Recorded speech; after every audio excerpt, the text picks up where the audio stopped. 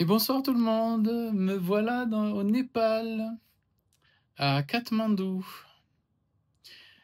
Oh, un grand bonheur d'être ici. L'énergie est très forte au niveau de la montagne. Le sol, il y a une ondulation très forte, une énergie terrénale très très intense. Magnifique, vraiment magnifique. Très intéressant de parler avec des Népalais sur, sur la notion de gourou. Je crois que c'est pas pour rien qu'on a discuté ensemble hier dans le vlog 0 de, des problématiques en fait de l'enseignement dit spirituel à l'heure actuelle et des dérives. L'enseignement véritable ramènera toujours au soi, au maître intérieur, au maître cœur. Il existe beaucoup de voies, mais il existe des voies dites royales, des voies maîtresses, je ne sais pas comment le dire. Attendez, j'essaie de voir comment fonctionne la lumière. Voilà, c'est peut-être mieux. Des voies maîtresses. Je vais vous en parler un peu. Donc ici, donc, pour les Népalais, mais c'est aussi le cas en Inde, c'est exactement le cas aussi au Tibet, les êtres ont conscience qu'ils ne sont pas réalisés, comme Bouddha par exemple, mais c'est qu'un exemple, ou comme Krishna, ou comme... Et donc, ils vont avoir un docteur de l'âme en fait, qu'ils vont appeler un gourou, un enseignant. Dans mon chemin en Occident, j'ai été heurté par des êtres qui, beaucoup, n'ont pas l'humilité d'accepter qu'ils sont imparfaits spirituellement et d'accepter une guidance. Du coup, l'aspect négatif du mot gourou, hein, parce que c'est vraiment que... Là, ici, c'est profondément respecté, mais par contre, en Occident, c'est pris dans le sens négatif, est une dérive des niveaux de conscience des êtres qui le critiquent. Hein. Si on voit dans le gourou quelqu'un qui essaie de prendre possession des esprits des gens, c'est avant tout une peur, et c'est aussi peut-être que la personne qui invente ce sens peut-être joue justement avec l'esprit des gens. Toujours est-il que, en arrivant ici, j'ai vécu une réconciliation immédiate avec mon rôle de gourou, d'enseignant, dans le sens le plus noble du terme, dans le sens tel qu'il est dans son langage, son dialecte qui vient d'ici, c'est-à-dire un être qui permet à chacun, parce que lui-même est l'instrument du divin, parce qu'il est transparent à la présence divine, il permet à chacun de se rappeler la présence divine en soi, et ainsi de devenir des bons amis sur le chemin. Et en attendant, quand la personne n'est pas dans cette stabilité, dans l'être, dans le cœur, dans la présence, eh bien d'accompagner pour aider à maintenir cet accès. Donc déjà ça, central, majeur, fondamental. Ici, déjà, dès que j'ai posé les pieds, dès que j'ai discuté avec le guide qui m'a parlé vraiment de la tradition du gourou, immédiatement, j'ai senti ma légitimité. Peut-être que justement, j'amène cette conscience de l'être en Occident, qui s'est perdu dans le matérialisme pur, hein, et l'agnosticisme, pas agnosticisme, mais l'athéisme trop virulent, quoi, suite à sa lourde histoire, etc. Peut-être que je suis en train de transmettre, en tant qu'être réalisé, cet enseignement, parce que c'est là où il y en a le plus besoin. Et que c'est une tâche qui peut avoir sa lourdeur, mais qui est gratifiante aussi de voir des âmes fleurir, des êtres réaliser l'être qu'ils sont, d'accéder à qui ils sont. Ça, c'est une joie, hein, une félicité. C'est vraiment mon sens de ma mission, c'est mon dharma. Dharma, donc, qui est vraiment le but, hein, c'est servir, faire agir sa fonction, hein, connaître sa fonction et agir sa fonction dans le monde.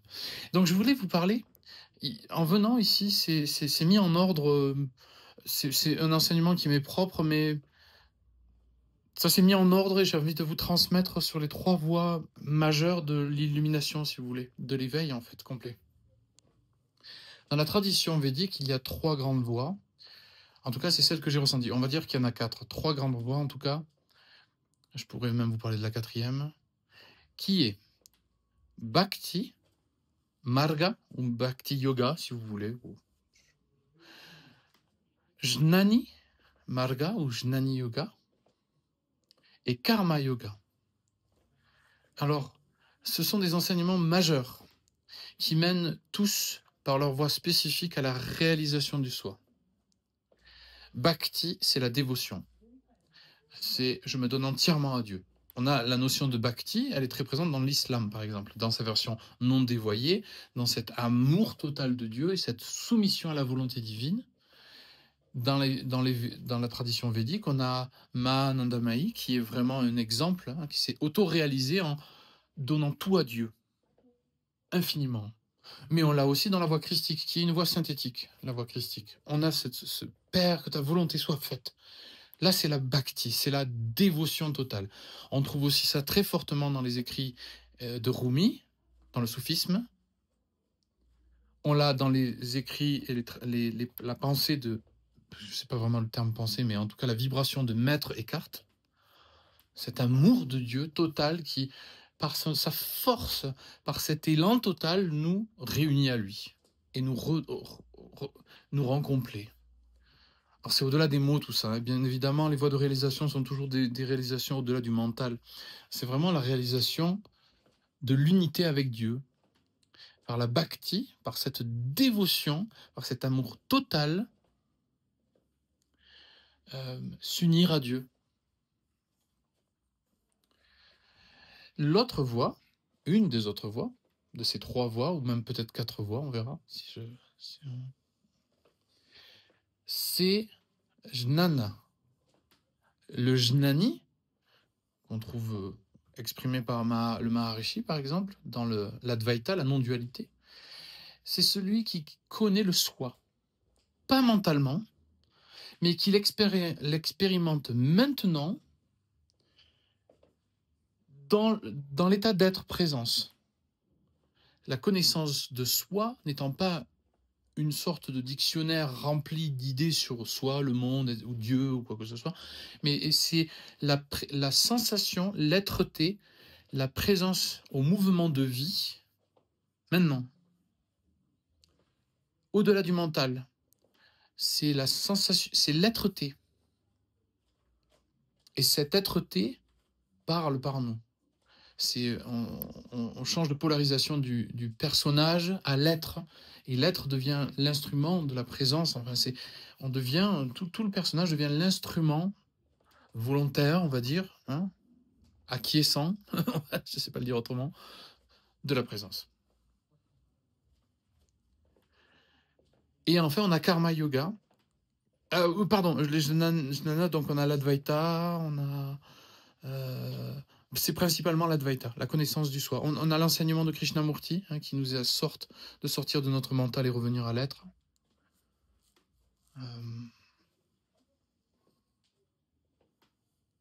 Et on a Karma Yoga, donc. Karma Yoga, c'est l'action d'amour désintéressé, sans l'attachement. On trouve la racine de cet enseignement dans la Bhagavad Gita. C'est l'enseignement de Krishna avec Arjuna, qui sont en fait la conscience dans le corps, qui vit l'initiation, c'est sur le champ de bataille de l'existence, ou le champ intérieur, le champ de bataille intérieure, entre la polarisation du moi et la polarisation du soi, sentir l'endroit.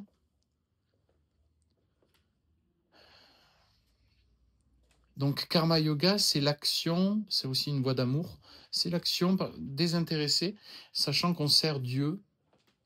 Il y a une notion de service de Dieu dans l'action. Et donc ça appartient à Dieu, c'est Dieu par lui-même qui nous traverse, qui sert la vie, qui sert Dieu. Et cette action elle-même mène à la dissolution de l'ego également. Dans les 3 cas, on a des voies de dissolution de l'ego. Vous comprenez? Karma, Jnana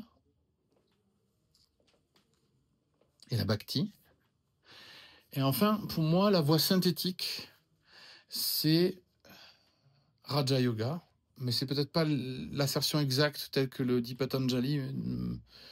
Je vous parle avec mon cœur. Pour moi, le yoga royal, c'est l'intégration des trois. À la fois la bhakti, c'est le don total à Dieu et la dissolution dans les bras et l'amour de Dieu. À la fois la connaissance de soi, c'est-à-dire la présence pure, l'attention, la présence, presque la voie bouddhique aussi, la connaissance du soi, et l'action en tant qu'instrument du divin et dans le détachement du résultat. C'est vraiment l'action pure, on le trouve dans Wu Wei aussi, c'est le non-agir qui est en fait une action qui ne vient pas du moi, c'est le non-agir parce que c'est l'impulsion naturelle du flux, du Tao. Ça nous traverse, le divin nous traverse et on devient l'instrument. Pour moi, le Raja Yoga, qui est souvent associé pourtant à une discipline mentale, je ne considère pas que la réalisation soit du niveau du mental, ni de la volonté personnelle. Pour moi, le Raja Yoga, c'est la synthèse, le triangle de ces trois. C'est le passage quand on passe au centre. Et je pense que tous les réalisés ont ces trois éléments, karma, jnana et bhakti, qui sont là. La dévotion à Dieu étant impersonnelle, c'est pas un Dieu particulier, même si on peut. On peut dire Brahma, je me donne entièrement, ou Dieu, ou le Père, ou peu importe en fait. Ce qui compte, c'est le mouvement interne. Et à la fin, on s'attache plus à la forme. Donc on a forcément le karma aussi, le karma yoga, le karma marga qui s'installe, quoi. C'est cette voie, la voie de l'action pure. D'ailleurs, pour le Bouddha, les 8 joyaux correspondent en fait à l'alignement que produit le fait d'être l'instrument divin, quoi. L'action pure, la pensée pure, juste, quoi, pardon. Ça pourrait être dit aussi pure ou juste, La pensée juste, l'action juste, tout ça. Donc voilà, en venant ici, c'est comme si la légitimité de ma transmission, et peut-être c'est pour ça que je vous ai parlé de cette spiritualité, excusez-moi, ça ne peut pas être appelé spiritualité. Ce que je vous ai dit dans le premier vlog, qui me paraissait tellement éloigné de ce qu'est en fait la voie spirituelle, qui est une voie de la reconnaissance de l'être, qui est une voie de la réalisation du soi, qui est une voie de l'instrument, tel que moi je lance, enfin, ce qui passe par moi en tout cas, c'est vraiment la voie de devenir l'instrument divin, et pour ça, pour chacun. Et ça, inévitablement, tous les êtres finiront tôt ou tard dans leur chemin d'âme par devenir consciemment l'instrument divin.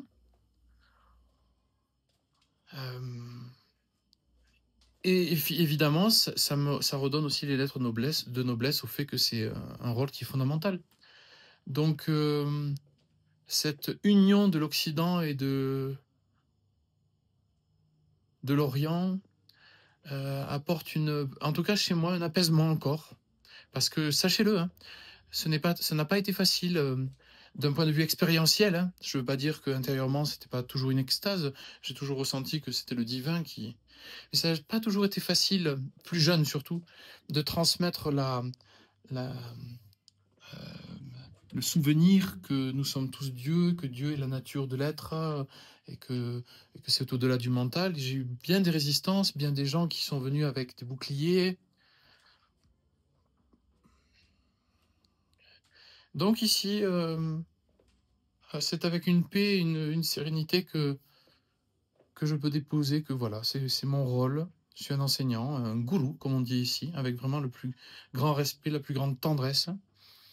Et l'action de mon cœur vers vous, c'est que vous vous rappeliez que vous êtes vous-même la présence divine qui veut chanter par vous, danser par vous, exprimer, créer par vous, et que quand vous le faites, quand vous laissez faire, quand vous êtes dans ce wu wei, ce non-agir du l'ego, mais que vous laissez faire ou que vous abandonnez à ce flux, alors vous vivez la réalisation. Vous devenez ce qu'on appelle un maître, ou un gourou, ou un enseignant. C'est-à-dire que qui vous êtes inspire les autres à se rappeler qui ils sont. Bien sûr, la version négative de gourou, c'est la dépendance, quoi. La dépendance à une force, à quelque chose d'extérieur, à une personne extérieure. qui ici d'ailleurs, en Asie, un peu, il y a eu ces dérives, hein. Ou alors l'enseignant est pas assez doué pour, ou assez transparent au divin, j'ai envie de dire, ou intéressé par le fait d'avoir un pouvoir sur les autres, donc c'est pas vraiment un enseignement. Et donc ça enferme dans des boucles, ça enferme dans des concepts, ça enferme, c'est pas la révélation. Alors que l'enseignement, c'est, tu es toi-même la présence divine qui cherche à rayonner. Tu as des blocages parce que tu t'es enfermé dans le personnage et il faut que tu transites du personnage à l'être, et une fois que tu lâcheras ce personnage pour te laisser être, laisser le divin être par toi, alors l'univers s'harmonisera et tu vivras le la Satchitananda, c'est-à-dire l'être, la conscience et la félicité. C'est-à-dire les 3 qualités de l'être, du divin qui est réalisé dans l'individu. Hein. Vous voyez? Voilà, c'est pour ce que je pouvais déposer aujourd'hui. J'ai voulu vous faire une balade dans les rues. Il y avait trop de monde, c'était un peu trop bruyant, on n'entendait plus rien. Peut-être que je ferai des petits réels, comme ils appellent ça, sur, je sais pas si c'est comme ça sur YouTube, mais des petites vidéos d'une minute où je montre juste des ambiances. J'ai envie de faire ça. Je sais pas si je vais réussir à le faire, mais j'ai envie de faire ça. Juste passer dans une rue, vous montrer un peu des temples. Dans la section communauté, j'essaierai de poster, soit pendant le voyage, soit après, des photos de moments, de temples. Il y a plein de temples ici, c'est très beau, hein. Et puis c'est surtout l'énergie de la nature. Demain, on va faire yoga, on va aller voir aussi une divinité vivante, donc un avatar de Kali, parce que ici, à Patan, c'est précisément Kali qui est honoré. Donc Kali, je vous le rappelle, c'est vraiment c'est la mère divine dans une de ses fonctions qui est vraiment de nous libérer du mental, de casser l'illusion, de briser l'illusion, de trancher l'illusion, chose que fait très bien Michael. Je sens très fort la résonance entre Michael et Kali. Michael, Kali, vous voyez, il y a quand même des forces, et même dans les sonorités. Hein. Donc voilà, demain, on va aller dans ces rencontres et je vous en parlerai plus. Hein. Mais on continue notre voie ensemble, hein, de se souvenir que la voix, c'est le cœur, c'est l'être, c'est la présence divine dans le cœur. Et c'est apprendre maintenant, toujours maintenant, à être conscient de cela, tout en laissant jaillir au monde la lumière qui est notre source fondamentale à toutes et à tous. Prenez soin de vous. Merci beaucoup pour votre écoute. À demain.